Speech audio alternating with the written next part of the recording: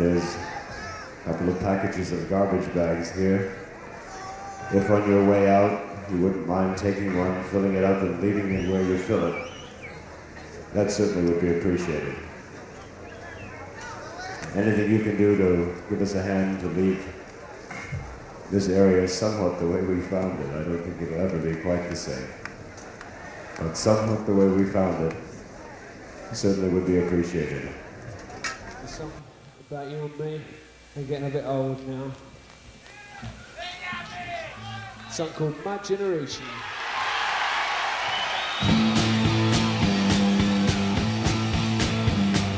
People try to put us down. Oh my, you're listening to a clip from the Woodstock movie telling you about picking up the trash bags, followed by My Generation. Yes, indeed. And this is My Generation, and it's good to know some of these people because they're so positive.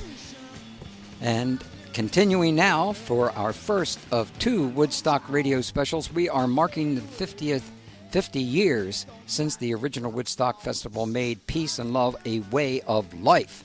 Our next guest is someone I have become instantly lifelong friends with. Have you ever met someone and had just an immediate connection like that? Well, maybe we knew each other in a previous lifetime. I don't know, but I suspect that is true because our relationship in this lifetime has been like long lost brothers. I'm talking about Robert Skinner, who not only shares my first name, but he's also a fellow Virgo. And you know what that means, friends, which is another reason we get along so well. The gods of karma or good fortune were really smiling on us that day when our light bus project was introduced to Robert Skinner and Skinner Classics, a Volkswagen restoration specialty shop in Vacaville, California. Again, we could not have done this recreation of the light bus without him. Like John Wesley, who joined us a few minutes ago, Robert and Marlo Skinner have poured an enormous amount of time and their own resources into renovating the new light bus to transform it into a museum showpiece. Whatever museum we end up giving it to, in the end, we'll be happy to have it in their collection because the artwork of the mechanics on the inside, the paneling, the engines, the interiors, and all the moving parts are just as beautiful and as intricate as the artwork on the outside. And that is all thanks to Robert Skinner and his excellent crew of perfectionists at Skinner Classics. Welcome to 21st Century Radio, Robert. Hello, Dr. Bob. How are you? I'm doing pretty good tonight. I heard you're out on the boat, huh? Yes, we had a great day at the lake. It's good to hear your voice. That's good. It's great to hear yours. I meant what I said about feeling a lifetime's worth of appreciation from you and how related I felt toward you from the very first moment I met you. I want to acknowledge that publicly on the air. So thank you very much. And I really appreciate that. And I want to tell you, you are a magnet yourself. You know, we are drawn to you, Dr. Bob. You're an amazing man yourself. Thank you. Well, thank you.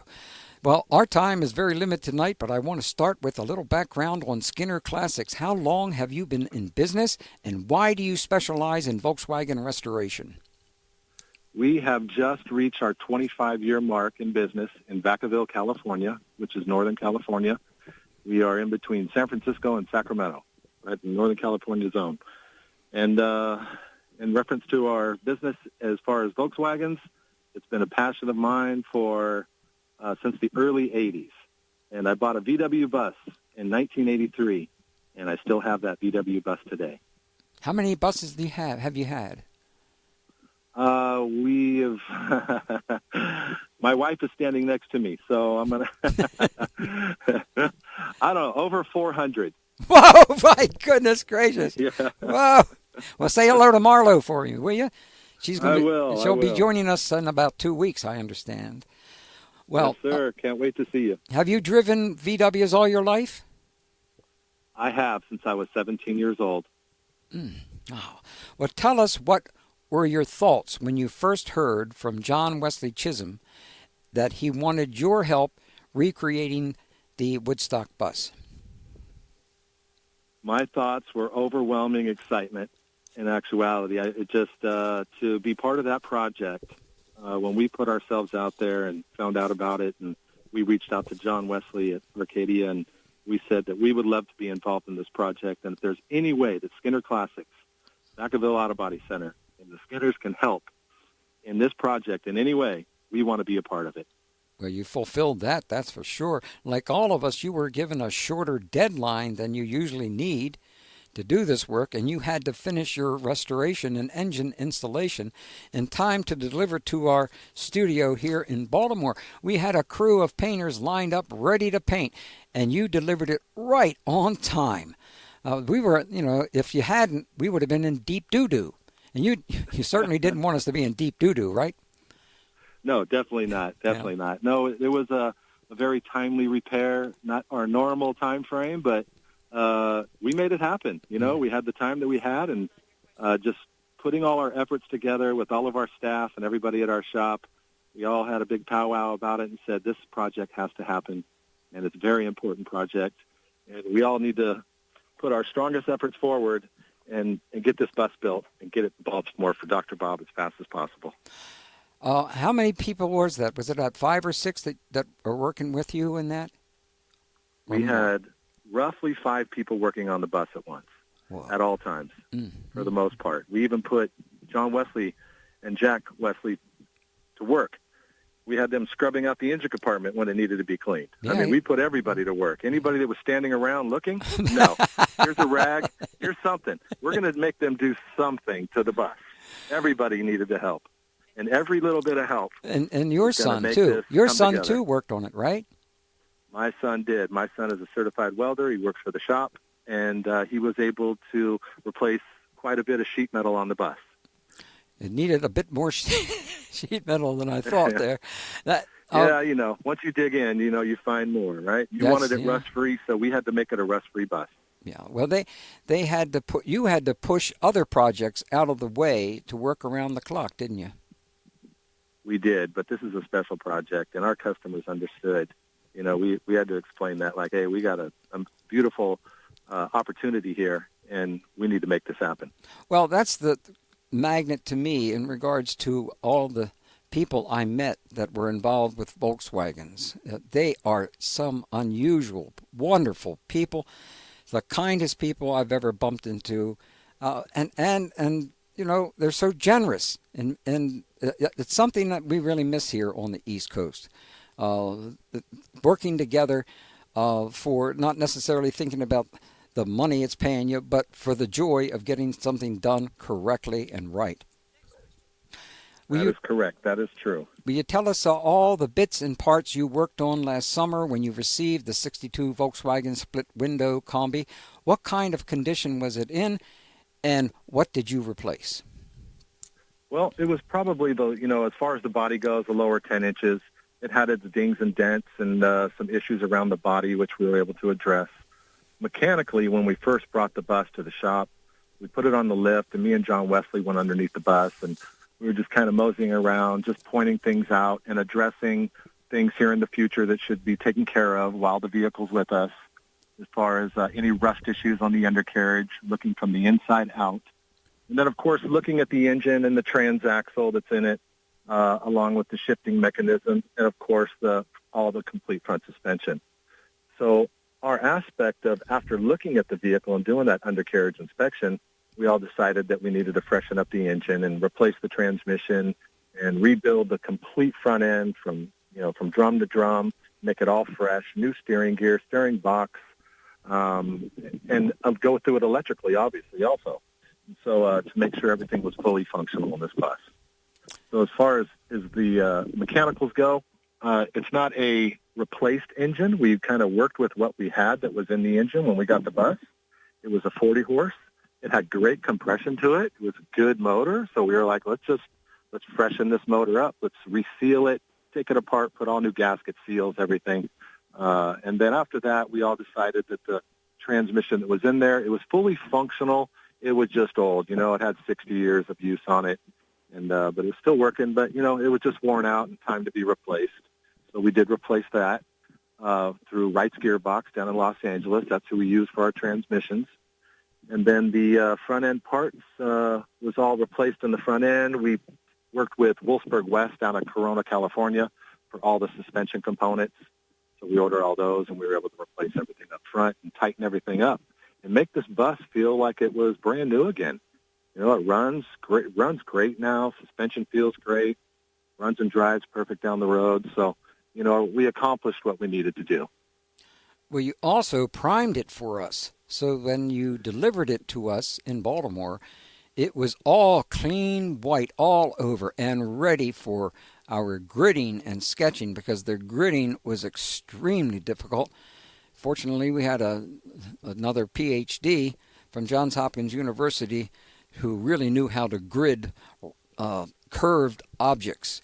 That's the Woodstock bus, or any car is got a lot of rounded edges, so it's extremely hard to grid these things accurately. And you won't find out if you've made a mistake until you're nearly finished, and then you're in big trouble if you hadn't paid enough attention to it. So I can't tell you what a big difference that made to start on that kind of surface. It really gave us a heads up. Now, we pictured it as your canvas, right? As your right. Your art's going to go on this picture frame, but instead it's a three-dimensional VW bus that the artwork's going to go on. So yes, we did strip the whole body and everything that was attached to it, from bumpers and windows, and installed the handles. Everything that's mounted exterior was removed. That way we could paint the bus thoroughly. After all the body work was done, all the metal work was done, we sent it to you in a white sealer from PPG, and it looked fantastic. It was a blank canvas ready for Dr. Bob and his team to attack it with a fresh paint job. That was a great thrill when it first came into Baltimore at that time. After my crew and I took 10 weeks to recreate and paint the job on the outside, we shipped the bus out again to be clear-coated and then to have more work done on the interior. It returned to you in February to have its first official debut, a Volkswagen show called Octo in Southern California. Would you tell us about the trip to Wolfsburg West and the day before, and who Wolfsburg West is? So our trip down to Los Angeles, we were able to reach out to the owner, Tony, at Wolfsburg West, and ask him if we could come down to the shop and bring the bus and finish up all the little tidbits, any little things that were missing, any intricate little piece, just kind of go over it and do a thorough check from front to back and make sure everything we needed was on the bus to make it complete. The thing is that if there is anything we need, Wolfsburg West has it on site. They are a VW restoration parts supplier, and they are one of the highest quality part suppliers. That is the only supplier that we use. There's lots of suppliers out there, but we are after the highest quality parts. Wolfsburg West offers that. So with that being said, we would not go anywhere else but Wolfsburg West for components to restore the light bus. I loved meeting those people. I had such a good time that day. Well, then you and I got to unveil the light bus together in a moment I will never forget. You and Marlo were so kind to me and helped me through that emotional moment. It was a big crowd and a beautiful day, and the reception was just tremendous. What do you see happening among the public as their reaction to when they see this bus? Well, I know for a fact that everybody appreciated it being debuted at Octo, which is a split bus only, 1967 and earlier only VW show. So it's a specialty show. Only split buses get to come and attend. So to debut the bus there is very special. It is the largest VW community in the country, and so to debut it there was right to do. A lot of our mentors and a lot of people that we looked up to are always at this event. And everybody really appreciated the debuting of that bus there. They really, really did. Well, what does the light bus mean to you, and how do you sum that up? Well, I mean, the light bus is a part of some major history. I mean, when we look back on what the light bus, where it was and what was going on at those times, I myself was only 3 years old at the time. But obviously I wasn't attending the concert. But, growing up through the years and just, reaching back at that time, hearing the music of those times, which is incredible, right? Yeah. It just means a lot. It's an overall package as far as having the light bus part of the Woodstock, and I'm part of it too. I mean, me and my wife and our crew were part of this now. We could have never imagined this even happening. You're a major part of this. You weren't just a part of this. Well, you're a major part of this, Bob. We are a piece in the puzzle, that is for sure. And we are happy to be a part of it. Now more than you'll ever know. You have another famous Volkswagen bus under your roof at Skinner Classics right now. What is the Fast Times bus, and how did you get it? We do. We own the bus from the movie Fast Times at Ridgemont High, and it is a very iconic bus to the world. And we've owned it for about 5 years now. We found it down in Los Angeles, and through the original owners. And, people come from all over the world to see this bus at our shop. And here's something special, is to have both these buses together at one location, at one part of time, is just incredible alone. Just to have these two most iconic buses, to me, in my world, these are the two most iconic buses on the planet. Wow. And they're both at our shop. And, man, I could have never imagined or dreamed this. Well, we're out of time, darn it. And I want to tell our listeners that they can come out to the American Visionary Art Museum August the 12th at 10 a.m. and meet Robert and Marlo Skinner in person, along with the band Light, who will be performing, and all the artists who helped recreate the new Light bus. Everyone in the public is invited to our launch party for the recreated Light bus as it leaves for its journey back to Woodstock 50 years later. Brother Bob, Robert, thank you for joining us, and please say hello and give your wife a kiss from me. Will you please? Most definitely. Thank you very much. Well, I can't wait. Thank you for I just can't wait everything. I just can't wait to see you guys again. All right. Our final guest. After this break, we're going to talk to one of the artists, Lindsay Zuskin. Talking about very free.